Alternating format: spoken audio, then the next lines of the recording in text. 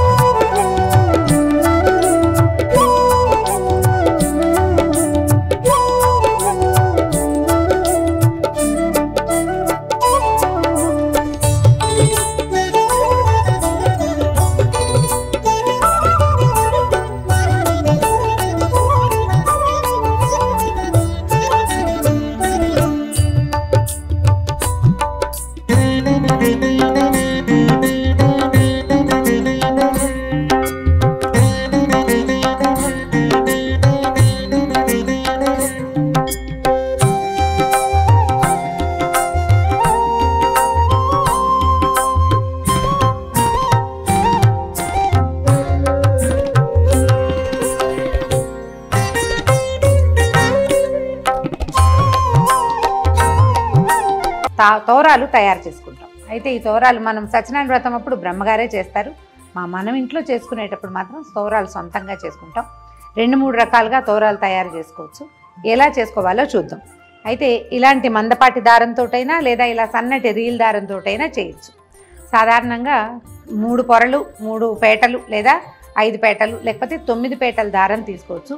ఈ దారంతో 9 పేటలు తీస్తే ఇంతలా వస్తుంది, కొంచెం కష్టం అవుతుంది. దీంతో అయితే 9 పేటలు తీసుకోగలుగుతాం. 2 చేసి చూపిస్తాను, మీ వీలు వెంబడి చేసుకోండి.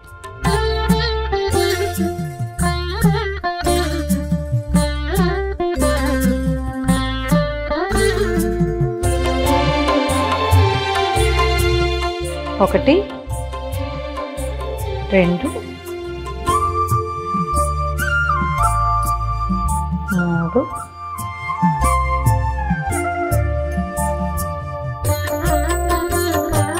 4, 5.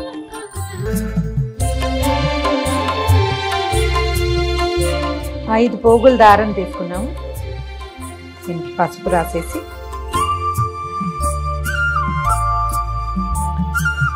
సెంటర్లో ఒక ముడి వేసుకోవాలి.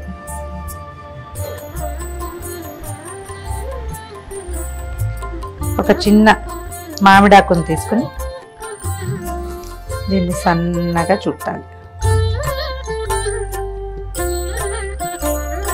ఈ మధ్యలో పెట్టి గట్టిగా ముడి దగ్గరికి లాగేయాలి.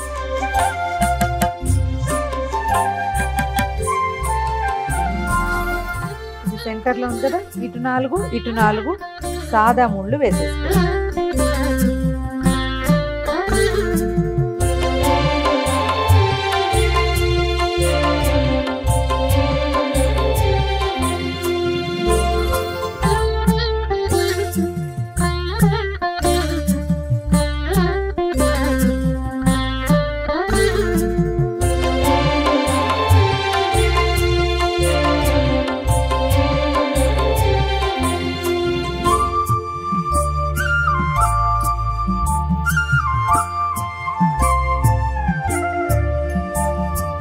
మన దగ్గర పువ్వులు లేనప్పుడు ఈ మెథడ్.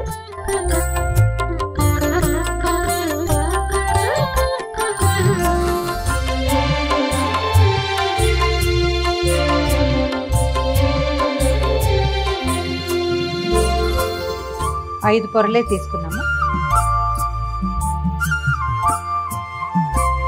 సెంటర్ తీసుకోవటము, మధ్యలో ఒక ముడి,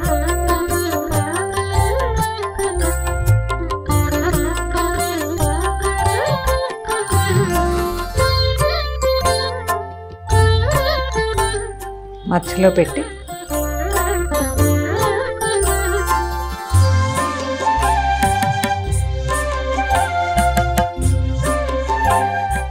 మధ్యలోకి ముడేసేయాలి.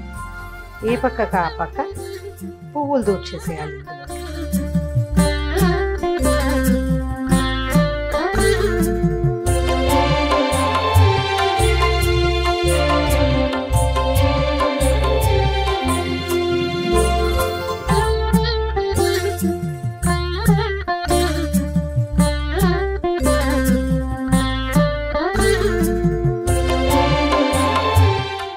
ఇది మందపాటి దారం కాబట్టి ఇలా వేస్తాం.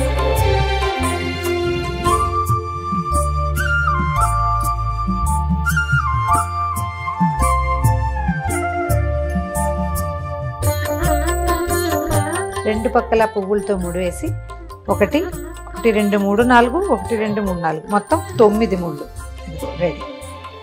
ఇప్పుడు 3వ ఈసారి సన్నటి రీల్ తీసుకుంటాము. కొందరిళ్లలో 9 పోగులు వేసే అలవాటు ఉంటుంది. ఆ 9 పోగులు ఈ దారంతో అయితే బాగా కుదురుతుంది.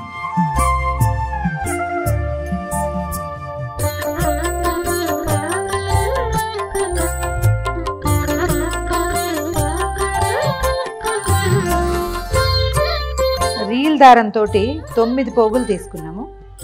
దారానికి చక్కగా పసుపు రాసి కొంచెం కొస వదిలిపెట్టుకుని ఇక్కడి నుంచి మనం మామూలుగా పువ్వులకి దండ కడతాం కదా, అట్లా కట్టేసుకోవాలి. ఏవైనా సన్నటి పువ్వుల దండ కడతాం కదా, సన్న సన్న పువ్వులు ఉంటాయి. ఇవి మన కనకాంబరాలు, తర్వాత ఏమో మన నందివర్ధనాలు అలాంటివి. ఇట్లా మామూలు పువ్వుల దండకి ఎట్లా ముడేస్తాం అలా వేసేసుకోవాలి. కాస్త దూరంగా కడితే సరిపోతుంది.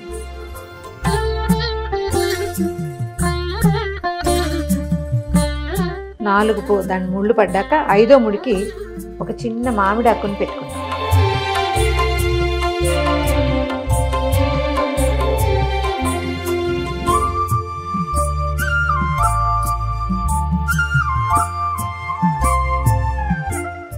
ఇంకొకసారి సెక్యూర్డ్గా ఇంకొక ముడి వేసేద్దాం. మధ్యలో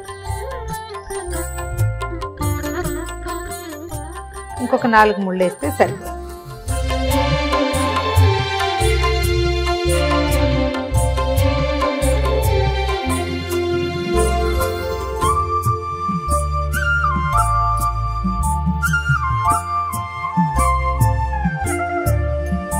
ఒకటి 2 3 4 5 6 7 8 9 1 2 3 4 5 6 7 8 9 1 2 3 4 5 6 7 8 9.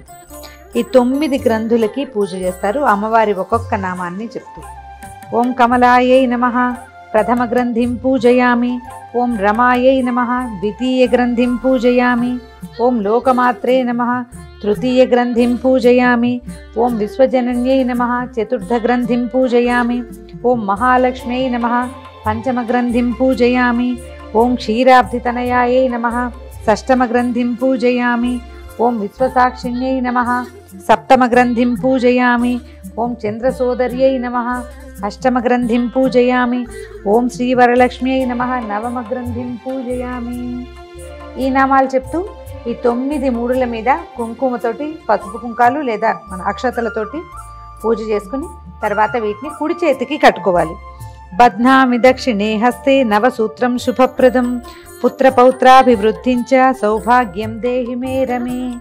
ఈ శ్లోకం చెప్తూ కుడి చేతికి కట్టుకోవాలి. ఇది ఎట్లా అంటే చేతిలో కొన్ని అక్షింతలు తీసుకుని చేయి గుప్పడి మూసి వెనక్కి తిప్పాలి. ఇంట్లో ఉన్న వాళ్ళు ఎవరితోటైనా సరే కుడి చేతికి కట్టించుకోండి, లేదా మీరే ఒక ముడి కాస్త జాగ్రత్తగా వేసి తర్వాత అక్షతల్ని అమ్మవారి మీద వేయటం, మళ్ళీ అక్షంతలు తీసుకుని కథ వింటమే. చూశారు కదా, మీ వీలు వెంబడి ఎలా కుదిరితే అలా చేసుకోండి.